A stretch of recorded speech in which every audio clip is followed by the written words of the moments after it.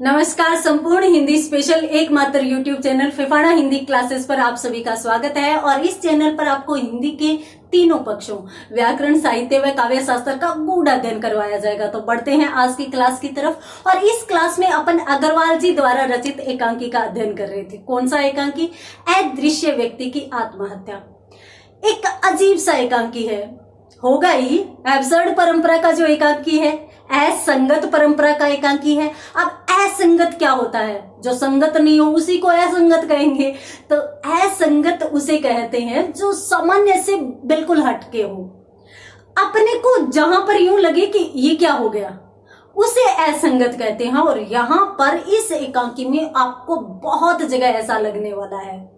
एक दो बार तो लग भी चुका होगा, क्योंकि पिछली क्लास से अपन पढ़ते आ रहे हैं। 2-3 क्लासें इसकी हो चुकी है, उसके बाद अपन पढ़ रहे हैं आगे। तो विपिन अग्रवाल जी का ही एकांकी इस क्लास में अपन आगे आगे पढ़ेंगे। कौन सा? अदृश्य व्यक्ति की आत्महत्या। यहां पर एक अदृश्य व्यक्ति आता है। अब आप सोच रहे होंगे कि अदृश्य व्यक्ति तो आता है और चपत मारकर चला जाता है, चपत लगा के चला जाता है, मतलब चांटा लगाकर चला जाता है। तो फिर वो आत्महत्या कैसे कर रहा है? वो तो दूसरों को मार रहा है। इंतजार कीजिए, धैर्य का फल मीठा होता है। आएंगे अंत में इस शीर्षक की सार्थकता को भी देखेंगे कि क्यों शीर्षक ये रखा गया। तो ये अपन कहाँ पे थे? अपन थे मोती के घर पे थे। मोती के घर पे थे और मोती के घर पे जो लोग थे वो किस प्रकार से बैठे थे? पहले मोती बैठा था, उसके पास उसकी पत्नी राधा। राधा के पास कौन बैठे हैं? धीरज बैठे हैं। और धीरज कौन है? एक दार्शनिक है, एक अध्यापक है। और धीरज के पास कौन बैठी है? सीता बैठी है। और सीता कौन है? सीता मिसेज राम है, राम की पत्नी है। और यहां पर राम बैठे हैं। और राम कौन है? राम एक लेखक है। और साथ साथ वो क्या कर रहे हैं? साथ साथ वो अंग्रेजी को हटाने और हिंदी के पक्ष को रखने वाली समिति के अध्यक्ष भी है। तो उसके संबंध में भी ये कार्य कर रहे हैं। ये अनेक प्रकार के लेख भी लिखते हैं जो बराबर इनके पत्र पत्रिकाओं में प्रकाशित होते रहते हैं। साथ साथ इनकी किताबें भी प्रकाशित होती रहती है। कौन कौन सी किताबें, कौन कौन से निबंध देखते हैं? देखिए, यहां पर प्रश्नोत्तरी का परिचय पिछली क्लास में हो गया था। अब प्रश्नोत्तरी का काम शुरू होता है। और मैंने आपको पिछली क्लास में बताया था कि इसके आगे बहुत ही रुचिकर चीज आने वाली है। क्यों? क्योंकि प्रश्न होने वाले हैं। सबसे पहले धीरज जैसे ही मोती राम का परिचय करवाता है, मोती सबका परिचय करवाता है। और फिर अंत में जब राम का परिचय करवाता है तो धीरज, अच्छा आप लेखक हैं। किसको कहते हैं? राम को कहते हैं। यानी धीरज राम से प्रश्न करेंगे। धीरज राम से क्या करें? अच्छा आप लेखक हैं, कितनी किताबें लिखी आपने? यहां पर ये पूछेगा। तुरंत राधा सीता से पूछती है। बराबर प्रश्नोत्तरी चलेगी। धीरज राम से प्रश्न करेगा और राधा सीता से करेगी। किस किस प्रकार के प्रश्न? यही तो रुचिकर चीज है भाई, देखेंगे अपन। तो यहां पर कहते हैं कि कितनी किताबें? पहला प्रश्न, अच्छा आप लेखक हैं, आपने कितनी किताबें लिखी है? राधा कहती है आपके कितने बच्चे हैं? सीता को, आपके कितने बच्चे हैं? यानी दोनों के दोनों जो प्रश्न है वो संख्यात्मक है। कितनी किताबें, कितने बच्चे? राम कहता है कि जी मेरी 2 किताबें प्रकाशित हो चुकी है। यहां पर सीता यूं कहती है कि मेरे 3 बच्चे हैं। मेरे कितने बच्चे हैं? 3 बच्चे हैं। ठीक है। दूसरा सवाल कौन सा आता है? इसका जवाब आ गया। दूसरा सवाल राम की तरफ ये आता है, कविता संग्रह या उपन्यास, क्या लिखते हो आप?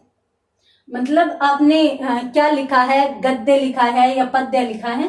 तो ये कहते हैं कि क्या लिखते हो, गद्य से संबंधित लिखते हो या पद्य से संबंधित, यही अपन देख लेते हैं। तो दूसरा प्रश्न यहां पर आता है कि क्या लिखते हो, क्या लिखते हो, गद्य या पद्य? यहां पर राधा सीता से पूछती है बच्चे कौन कौन है, मतलब लड़के हैं कितने हैं और लड़कियां कितनी हैं, कि लड़के हैं या लड़की है। जो बच्चे हैं, 3 बच्चे हैं, वो लड़के हैं या लड़की है, इस प्रकार से राधा प्रश्न पूछती है। तो ये कहते हैं कि एक तो कविता संग्रह है और एक उपन्यास है, ठीक है।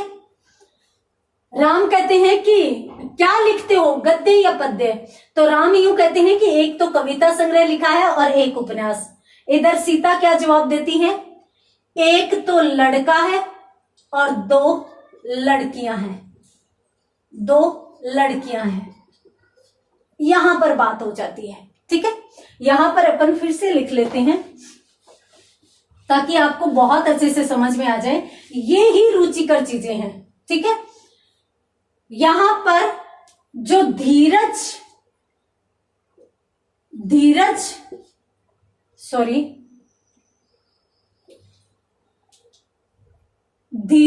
तो बराबर धीरज राम से प्रश्न पूछेगा और राधा सीता से प्रश्न पूछेगी। बाकी जो बैठा है, यानी जो मोती बैठा है, वो बिल्कुल चुप है, ठीक है।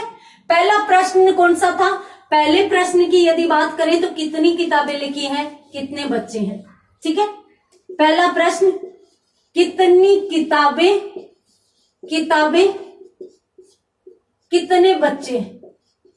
कितने बच्चे, ये दोनों प्रश्न हैं, ठीक है। इसने तो इससे पूछा कि कितनी किताबें लिखी है, इसने इससे पूछा तुम्हारे कितने बच्चे हैं। कितनी किताबें लिखी? 2। कितने बच्चे हैं? 3। दूसरा प्रश्न क्या आया कि क्या लिखते हो, गद्य या पद्य? इधर प्रश्न आया कि लड़का है या लड़की, यानी लड़के हैं या लड़की कौन है। यहां पर आता है कि दोनों, और दोनों में कौन? एक कविता संग्रह और एक उपन्यास। और यहां पर एक लड़का 2 लड़कियां, ये उत्तर आता है। क्लियर? जैसे ही ये प्रश्न आता है तो धीरज, वाह आप दोनों लिखते हो, मतलब दोनों कवि भी हो और लेखक भी हो। भी काव्य लिख रहे हैं तो कवि, और उपन्यास लिख रहे हैं लेखक, क्या बात है, दोनों लिखते हो। मतलब मुस्कुराता है, प्रसन्न होता है और फिर कहता है कि तुम तो बहुत अच्छे लेखक हो, दोनों में लेखन कार्य कर रहे हो। और जैसे ही धीरज राम की बड़ाई करेगा तो राधा भी सीता की बड़ाई करेगी, वो भी इधर उधर देखेगी, प्रसन्न होगी, प्रशंसा करेगी, तुम बड़ी भाग्यवान हो। इधर ये कहता है कि तुम बड़े मेहनती हो, तुम उत्कृष्ट लेखक हो, और इधर ये कहती है कि तुम बड़ी भाग्यवान हो। फिर बात होती है कि ये धीरज राम से तीसरा प्रश्न पूछेगा, नाम क्या है? और यहां भी नाम ही पूछा जाता है। धीरज राम से कविता संग्रह व उपन्यास का नाम पूछता है, राधा इसके दोनों बच्चों के नाम पूछती है, ठीक है। अब नाम क्या आता है? राम तो जवाब देता है कि जो कविता संग्रह है उसका नाम तो है मुन्नी। कविता संग्रह, उसका नाम कविता संग्रह है, याद रखना, कविता नहीं है। कविता संग्रह का नाम तो मुन्नी, और जो उपन्यास है उसका नाम है लल्ला। और इधर सीता कहती है कि जो लड़का है उसका नाम तो है पथिक, और जो लड़कियां हैं दोनों उनका नाम है, पहली का तो भूली और दूसरी का बटकी। ये लो, जैसे ही ये बातें आती हैं कि क्या नाम है, तो यहां पर ये कहता है कि मुन्नी और लल्ला, और ये कहता है कि पथिक और भूली बटकी। धीरज खुश होकर उसी प्रकार से, वाव क्या पारिवारिक नाम है, क्योंकि बच्चों के नाम होते हैं मुन्नी और लल्ला, तो कहते हैं कि क्या पारिवारिक नाम है, पारिवारिक नाम है। और फिर यूं भी कहते हैं धीरज कि सुना था कि साहित्य है वो परिवार के नजदीक आ रहा है। अब देख भी लिया, साहित्य परिवार के नजदीक आ रहा है, इसका मतलब साहित्य में पारिवारिक नाम हो रहे हैं। तो सुना था कि साहित्य परिवार के नजदीक आ रहा है, और अब देख भी लिया। इधर जैसे ही पथिक और भूली बटकी कहते हैं, तो राधा कहती है क्या साहित्यिक नाम है, क्योंकि इनके साहित्य में पथिक, भूला, भटका, इस प्रकार के नाम साहित्य में मिलते हैं, और इस प्रकार के पारिवारिक। तो ये तो कहता है कि क्या पारिवारिक नाम है, और राधा कहती है कि क्या साहित्यिक नाम है। और जैसे ये कहता है ना कि सुना था कि साहित्य परिवार के पास आ रहा है, इधर ये भी कहती है कि जो परिवार है वो साहित्य के पास आ रहा है, ये सुना था, अब देख लिया।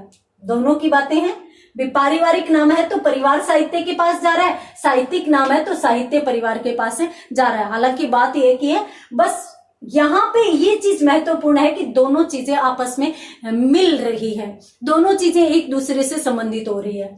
अब जैसे ही ये बातें होती है, वैसे ही मोती जो अभी तक अलग बैठा था, इनकी बातों में शामिल ही नहीं था, वो मोती जैसे इनकी बातों में शामिल होने का प्रयास सा करता हुआ, और यूं कहता है, हाँ आजकल की अच्छी बात यही है, आजकल का साहित्य ये नहीं है कि सामान्य जनता से दूर रहे, आजकल का साहित्य परिवार के निकट है, परिवार की जो समस्याएं हैं, परिवार की जो अच्छाई है उसका वर्णन कर रहा है। ठीक है, यहां पर ये बात होती है। और उसके बाद पहले इसका स्क्रीनशॉट लीजिए, उसके बाद एक प्रश्न और बचता है, वो भी अपन देखेंगे। ठीक है, यहां पर अपनों ने पहला प्रश्न कौन सा देखा, स्क्रीनशॉट ले लीजिए आप, ताकि आप याद रख सकें। कितनी किताबें कितने बच्चे, 2 किताबें 3 बच्चे, गद्य या पद्य दोनों है, एक कविता संग्रह, एक उपन्यास। लड़का या लड़की, मतलब लड़का भी है और लड़की भी है, और लड़का एक है और लड़कियां 2 है। तो यहां पर बात आती है कि तुम कितनी भाग्यशाली हो, क्योंकि तुम्हारी बेटी भी है और बेटा भी है। और इधर कि तुम कितने उत्कृष्ट लेखक हो, तुम दोनों चीजों में लिख लेते हो, दोनों विषयों पर लिख लेते हो, सच में तुम महान लेखक हो। और इधर फिर प्रश्न उठता है कि उनके नाम क्या है, तो नाम क्या है, मुन्नी और लल्ला, और इधर बच्चों के नाम क्या है, पथिक, भूली व भटकी।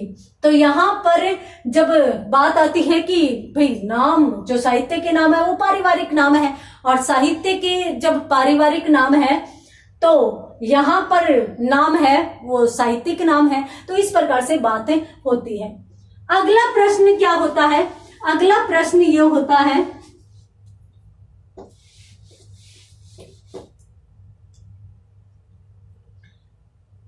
अगला चौथा प्रश्न है कि किसमें लिखते हो,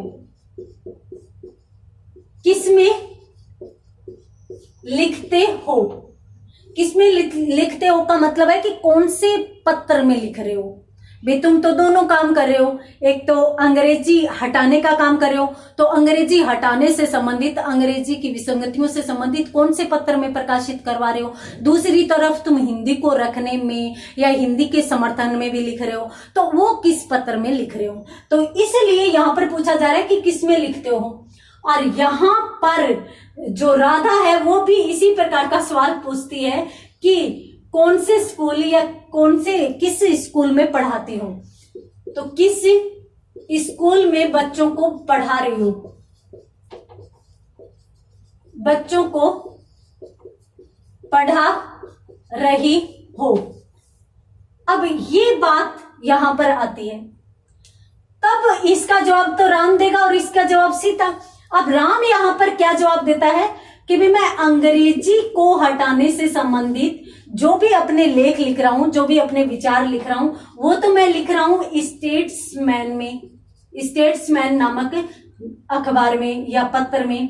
और यदि हिंदी के पक्ष की बात करें तो हिंदी के पक्ष में जो भी विचार लिख रहा हूं वो लेख मेरे प्रकाशित हो रहे हैं नवभारत में। ठीक है, यहां पर इस प्रश्न का जवाब तो राम यूं देता है कि स्टेट्समैन और नवभारत, और आप समझ भी सकते हैं, याद रखने का तरीका भी, स्टेट्समैन अंग्रेजी का नाम है तो अंग्रेजी का आ जाएगा, नवभारत हिंदी का नाम है तो हिंदी में। इधर ये क्या कहती है कि लड़का जो पढ़ता है, लड़का तो पढ़ता है सेंट एंथोनी में और लड़कियां पढ़ती है सेंट मेरी में। ये इस प्रकार से सीता जवाब देती है। तो यहां पर पिछली क्लास में मैंने आपको बताया था कि आगे की क्लास और भी अधिक रुचिकर होने वाली है। कैसे रुचिकर होने वाली है? क्योंकि प्रश्नोत्तरी चलेगी और दोनों की दोनों प्रश्नोत्तरी एक ही दिशा में चलेगी। जिस प्रकार से धीरज राम से प्रश्न करता है उसी प्रकार का प्रश्न राधा सीता से करती है। 4 प्रकार के प्रश्न आए हैं, चारों प्रकार के प्रश्नों में एक जैसे एक प्रकार के उत्तर आए हैं और साथ साथ दोनों के एक प्रकार के ही हाव भाव देखने को मिलते हैं। धीरज भी उसी प्रकार के हाव भाव दिखाता है और इधर राधा भी उसी प्रकार के हाव भाव दिखाती है। तो उम्मीद करती हूँ यहाँ पर आपको समझ में आई होगी, ये एकांकी आपको समझ में आया होगा।